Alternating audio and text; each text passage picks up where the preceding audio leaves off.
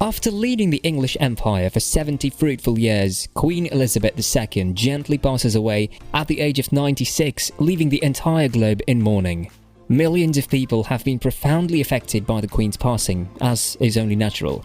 The Queen was involved in the golf world from the time she came to the throne at age 25 until her death on September 8, 2022, despite not being a golfer herself. As has been customary for reigning monarchs since H.M. King William IV in 1834, Her late Majesty kindly accepted the patronage of the Royal and Ancient Golf Club of St Andrews after her succession in 1952, according to a statement released in honour of her.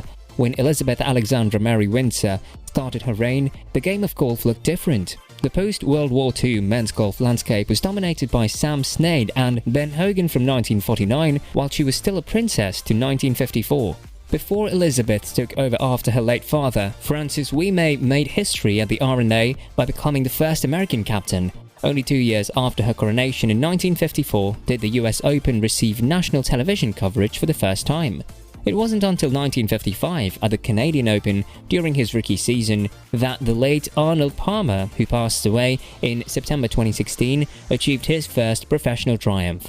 3 years later, in 1958, as Palmer won the Masters for the first time, golf writer for Sports Illustrated Herbert Warren Wind coined the phrase "Amen Corner" to refer to the renowned trio of holes at Augusta National. Graphite shafts didn't even appear until the 1970s, but the golf industry has since seen a seemingly constant and quick transformation in the face of the technology boom of the late 20th and the early 21st centuries.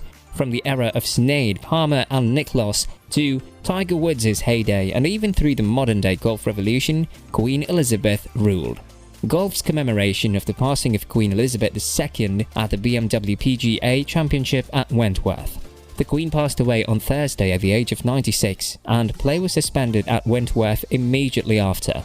The tournament was cut down to 54 holes and resumed on Saturday, despite the cancellation of all domestic football in the UK and numerous other high-profile sporting events. Golfers who paid respect to Her Majesty Queen Elizabeth II after her passing during the BMW PGA Championship included Ryder Cup legend Lee Westwood and current captain Luke Donald. Following the announcement of her passing by Buckingham Palace on Thursday evening, the match got suspended right away. Play on Friday was also cancelled before the DP World Tour event, which had been shortened to 54 holes, resumed on Saturday morning at Wentworth. At 9:50 a.m, the course observed a 2-minute moment of silence. Staff, caddies and players joined DP World Tour CEO Keith Pelley on the putting green in front of the first tee as the proclamation of King Charles III was broadcast on screens in the Championship Village. Many golfers chose to wear black clothing to show their respect, and black ribbons were made available for people to use. Westwood was one of those golfers who shared his memories of meeting the Queen after his second round. Westwood told Sky Sports, "The world has lost an amazing person. Whenever I was in her presence, she always seemed to have time for me, and she always seemed very interested in what everyone else was doing or had to say.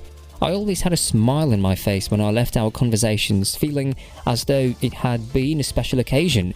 She earned everyone's respect for her ability to reign for as long as she did in such dignity. You only need to observe the outpouring of emotion and the many kind things that people are saying everywhere, not only in this nation. Just a remarkable queen." Our monarch, Donald, visited Her Majesty after participating in Europe's record-breaking Ryder Cup victory in 2004 and was awarded an MBE for services to golf in the Queen's birthday honours in 2012. According to Donald, she will be remembered as one of the greatest queens ever, what she did, how long she reigned. In 2004, after we won our first Ryder Cup, I had the fantastic fortune to meet her at Buckingham Palace. She just had such great grace about her. It's an amazing life that is hard to put into words, someone once said. Just the fact that even up until the last few days, she was completing tasks. Rory McIlroy added his homage after completing his alternate round at Wentworth late in the autumn. He said, "She may have externalized excellence, integrity and grace. She was a wonderful woman. It's a sad day, but it's also a celebration of her life, and I had the honor of meeting her in the past. She has immutability for this country that no other has, and I'm sure the scenes over the coming many weeks are going to be inconceivable, and as they should be, because she was an inconceivable woman. Former Ryder Cup captain Thomas Bjorn turned to Twitter shortly after the Queen's end on Thursday to hail her heritage before praising the impact she has had encyclopedically after his alternate round 70. She was a person that reached far beyond the borders of this country, and I suppose a person that inspired a lot of people all over the world. Bjorn said, "We have our own Danish royal family that inspires me on a day-to-day basis, but this awful woman was so important and lived a fantastic life." The UK's football authorities decided to defer all domestic institutions planned for this weekend, but other sports chose to go ahead, with DP World Tour Principal Superintendent Keith Pelly averring that continuing at Wentworth was the right thing to do. Historically, we had several exchanges with DCMS and saw the guidance that came from the palace, Pelly told Sky Sports. The utmost of the exchanges that I had was with the England and Wales Cricket Board. We both agreed that it was the right choice and the right thing to do to bring people together at this particular time after receiving the honour and respect of the cancellation on Friday. I've heard from so many players that want to recognise Her Majesty and felt that playing was the right way to do it.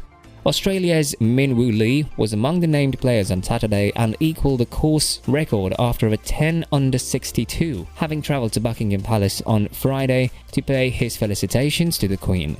"It was just a shock," Lee said of the Queen's death. "I finished on Thursday and I got the news. It's not really what you want to hear. We went down to Buckingham Palace with many of the boys and paid our felicitations. Now that we're back, we're hoping to play some nice golf and maintain a positive attitude."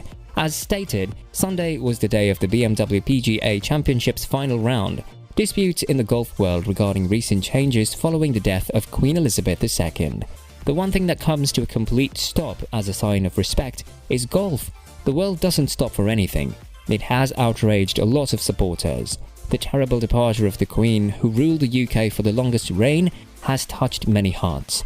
The news has had an effect on golf as a sport, yet it has gone beyond just people. Daniel Rappaport, a golf writer, just had a tweet go viral and people are responding to it in a variety of ways.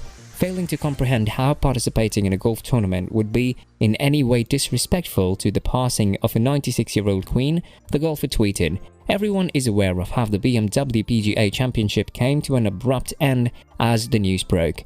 The golf guy consequently questioned the choice." Golfers' reactions to the sport's suspension following the Queen's passing. Rappaport asserts that the prolonged suspension of golf and other sports is unrelated to paying tribute to the late Queen, as do thousands of other individuals. However, not all of his supporters agree with him, and many of them are searching for an answer on their own. Others, though, are adamant that the choice to honour the deceased by suspending sports is stupid. Even one of the supporters attempted to highlight the grim truth of the situation. He disclosed that the only sector experiencing a stop was the sports business, ensure that all other services such as businesses, places of employment and even theatres are running well. The British people found it difficult to accept the death of the Queen. Nations all over the world are, however, honouring the Queen by lowering their flags by half. However, it appears that the supporters are more interested in seeing how their preferred players perform on the field. Okay guys, let's wrap things up for today. What do you think about the effects of Queen Elizabeth's death in the golf game? Post your feedback in the comment section provided here. Don't forget to subscribe to our channel. Thanks for watching.